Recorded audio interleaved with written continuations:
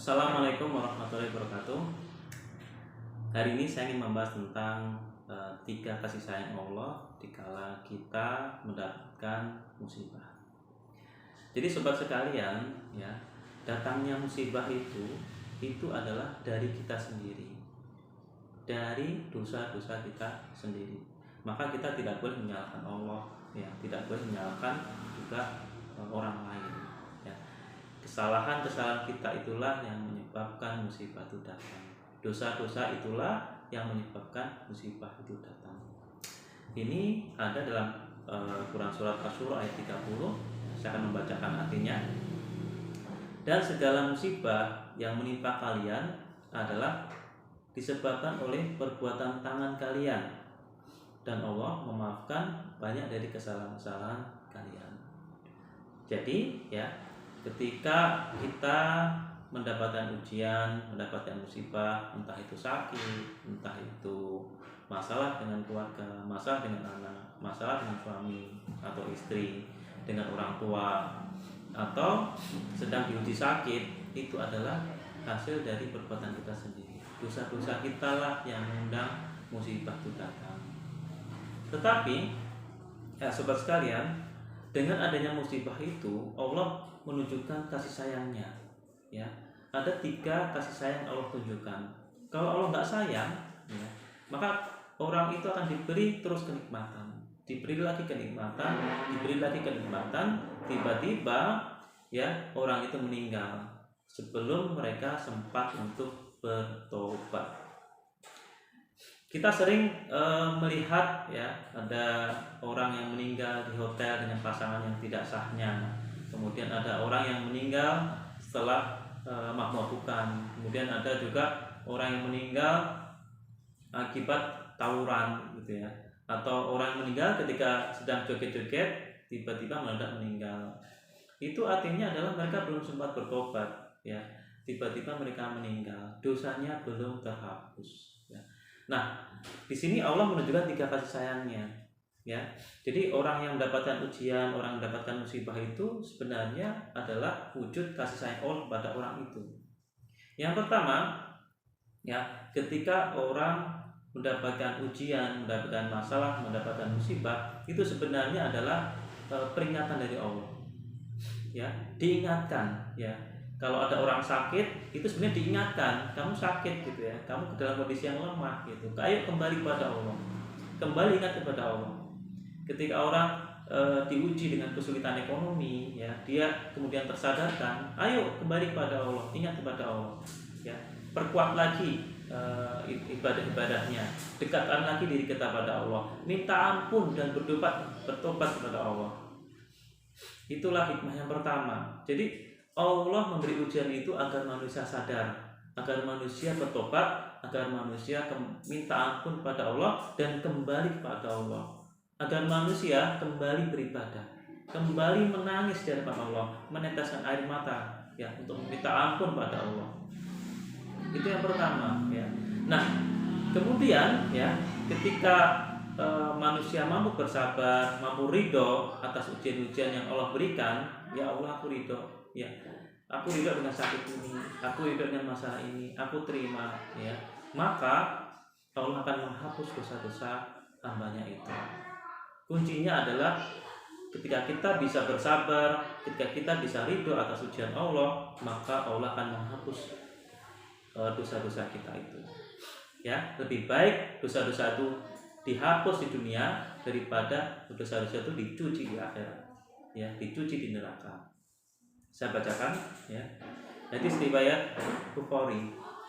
Tidak ada satu musibah yang menimpa setiap muslim, bisa rasa capek, sakit, bingung, sedih, gangguan orang lain, resah dalam yang mendalam, sampai duri yang menancap di badannya, kecuali Allah jadikan hal itu sebagai sebab pengampunan dosa-dosanya. Jadi sobat, ketika kita mampu bersabar, ketika kita mampu ridho, maka Allah akan mengampuni dosa-dosa kita.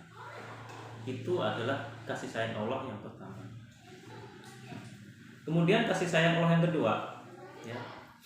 Ketika kita diuji atau ketika kita mendapatkan masalah, ya, Allah berjanji Allah akan memberikan kemudahan dari masalah-masalah yang kita hadapi.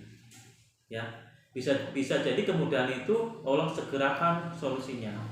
Bisa jadi kemudahan itu adalah Allah ringankan ujiannya. Bisa jadi kemudahan itu Allah mudahkan yang lain.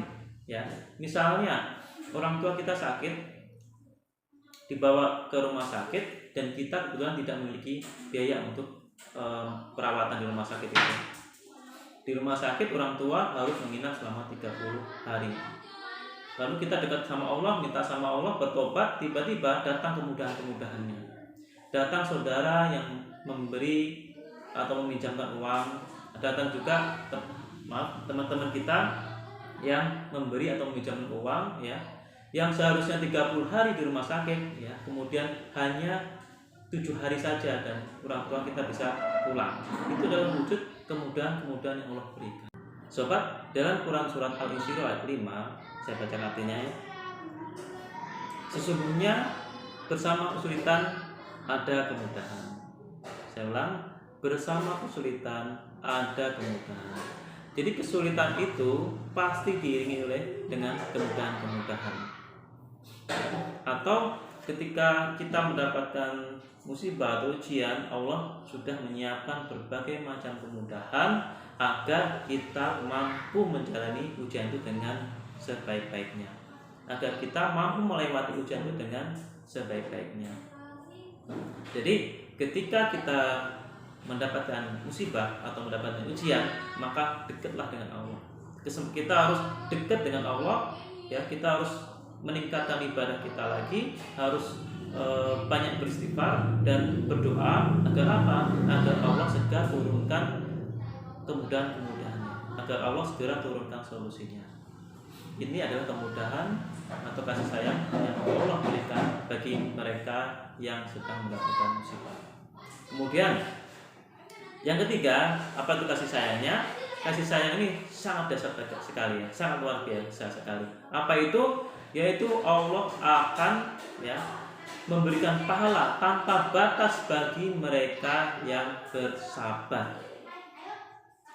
Saya bacakan, ya, dalam Quran surat Al-Baqarah ayat 155, sesungguhnya kami akan memberikan cobaan sedikit kepadamu, ya, seperti ketakutan, kelaparan, kekurangan harta, jiwa, dan buah-buahan. Kemudian sampaikanlah berita gembira kepada orang-orang yang sabar. Pertanyaannya adalah apa berita gembiranya? Ini dijawab sama Allah dalam Quran surat Az-Zumar ayat 10. Sesungguhnya orang-orang yang bersabar itu akan dipenuhi pahala mereka dengan tiada hitungannya. Karena pahalanya itu saking besarnya, ya, saking banyaknya, maka Allah itu akan sendiri yang akan memberikan pahala itu. Sebab ada 3 amalan yang pahalanya hanya Allah yang tahu berapa jumlahnya. Saking banyaknya, saking besarnya, dan Allah yang akan memberikan langsung pada hamba-hambanya itu. Yang pertama, orang yang berpuasa, ya. Yang kedua, orang yang memberi maaf. Yang ketiga, orang yang bersabar atas ujian-ujiannya.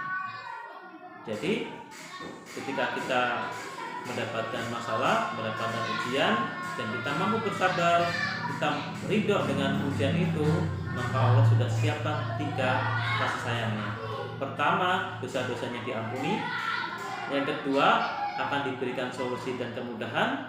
Yang ketiga adalah Allah akan siapkan pahala yang luar biasa besarnya bagi hamba-hambanya. Terima kasih. Assalamualaikum warahmatullahi wabarakatuh.